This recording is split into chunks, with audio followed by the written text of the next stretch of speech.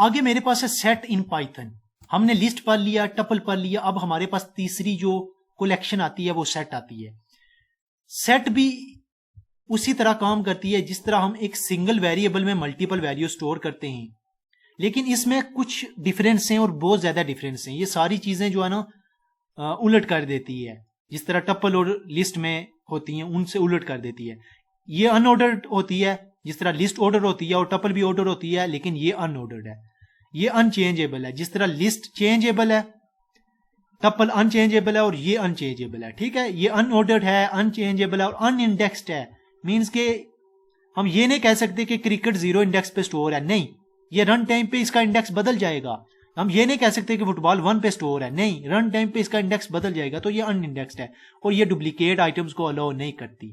लेकिन इसमें हम नया आइटम ऐड कर सकते हैं, डुप्लीकेट ना हो लेकिन नया हो, वो मैं बताऊंगा आपको किस तरह ऐड कर सकते हैं। ये पढ़ाने से पहले मैं आपको बता दूं कि ये लिस्ट, टपल, सेट और डिक्शनरी, ये चारों किस्म की जो है ना डेटा टाइप्स ये स्टोर करती हैं सिंगल वेरिएबल में, वैल्यूज को स्टोर करती हैं मल्टीपल वैल्यू।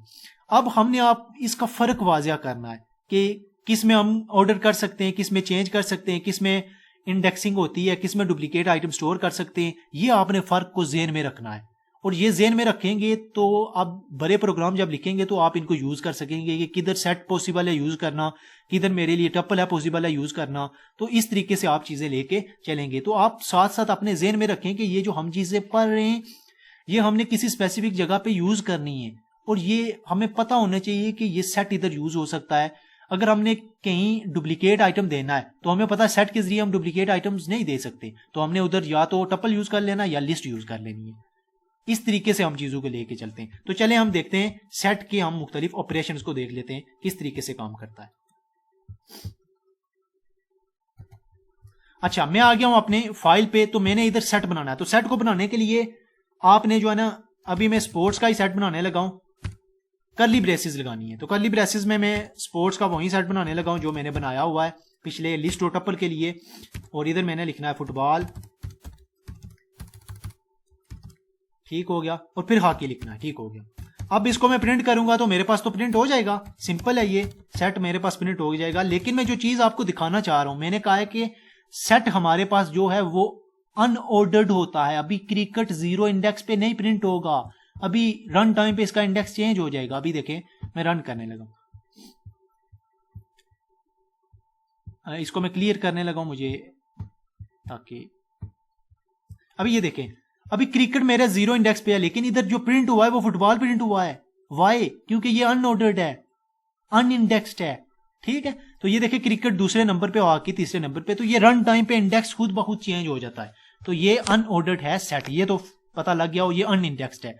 अभी हम ये नहीं कह सकते कि मैं इस तरीके से इंडेक्स को प्रिंट कर लूं, स्पोर्ट्स जो 1 इंडेक्स पे मेरे पास फुटबॉल है तो मैं फुटबॉल को प्रिंट कर लूं, ये पॉसिबल ही नहीं है, क्योंकि ये रन टाइम पे इसका इंडेक्स चेंज हो जाएगा। ठीक है, तो ये देखें, ये कह रहा है कि आप क्या कर रहे हैं, रन टाइम पे सेट का जो है ना ये सब्सक्रिप्शन चेंज हो रही है, तो आप नहीं प्रिंट कर सकते क्योंकि ये अनइंडेक्स्ड है। आप ये नहीं कह सकते कि 1 पे फुटबॉल है तो मैंने फुटबॉल को प्रिंट करना है, नहीं, ये आप इस तरह नहीं कर सकते सेट में। ठीक हो गया। अच्छा, अब मजीद जो चीज हमारे पास है कि हमने कोई एटम डुप्लीकेट नहीं कर सकते। लेट्स सपोज मैं स्पोर्ट्स में जाके एटम ऐड करने लगा हूं, फिर जाके फुटबॉल जो मेरा ऑलरेडी ऐड है, तो डुप्लीकेट आइटम तो अलाउड नहीं है, तो मैं प्रिंट करूंगा तो मुझे फिर ऐड देगा। ठीक है, कह रहा है कि फुटबॉल जो है ना इनवैलिड सिंटैक्स है, फुटबॉल को आप ऐड नहीं कर सकते, इनवैलिड सिंटैक्स मुझे ऐड इस तरह करना है। ठीक है, कर्ली ब्रेसेस से नहीं, सिंटैक्स। अभी मैं फिर रन करता हूं, ये कह रहा है फुटबॉल ऐड नहीं होगा। क्यों नहीं होगा, ये मैं दिखाता हूं आपको। अभी मैं स्पोर्ट्स को प्रिंट करता हूं तो ही मेरे पास आएगा ना, ये देखें। ठीक है, तो फुटबॉल, क्रिकेट, हॉकी वही रहा है, कोई भी एडिशन नहीं हुई, या फुटबॉल का डुप्लीकेट आइटम उसने अलाउ नहीं किया।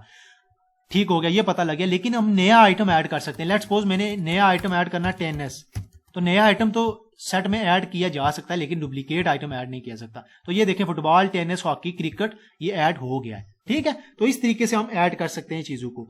अब लेट्स सपोज मैंने एक पूरी जो है ना सेट ऐड करना है, पूरा एक सेट ऐड करना है कोई भी, तो उसको मैं ऐसे ऐड कर सकता हूं। अपडेट मेरे पास मेथड होता है, उसके जरिए मैं पूरा सेट ऐड करूंगा, लेकिन पूरा सेट ऐड किस तरह होगा, वो लिस्ट की शक्ल में ऐड होगा।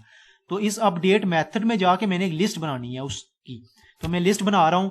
लेट्स सपोज मैं स्पोर्ट्स में एजेस ऐड करने लगा हूँ और 23, 45 ये सारा कुछ मैं ऐड करने लगा हूँ, ठीक है। अच्छा, और स्पोर्ट्स को मैं जाके प्रिंट करने लगा हूँ, कंट्रोल, तो ये मेरे पास ऐड हो गई हैं। अब एक मेरे पास सेट में दूसरा सेट ऐड हो गया, तो अपडेट मेथड के जरिए हम पूरा सेट ऐड कर सकते हैं, लेकिन वो सेट हमने ऐड करना लिस्ट बना के।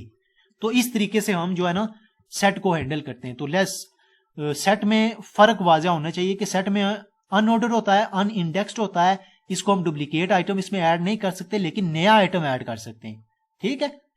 और ये रन टाइम पे अपनी इंडेक्सिंग चेंज कर देता है। और इसको हम जब नई इसमें सेट ऐड करना है तो इसमें हमने इस तरह ऐड करना है, जिस तरह हम टपल में प्लस के जरिए दो टपल को कंकैटिनेट करके ऐड करते थे, लेकिन इधर हमने जो सेट में चीज ऐड करनी है वो लिस्ट की शक्ल में ऐड करनी है।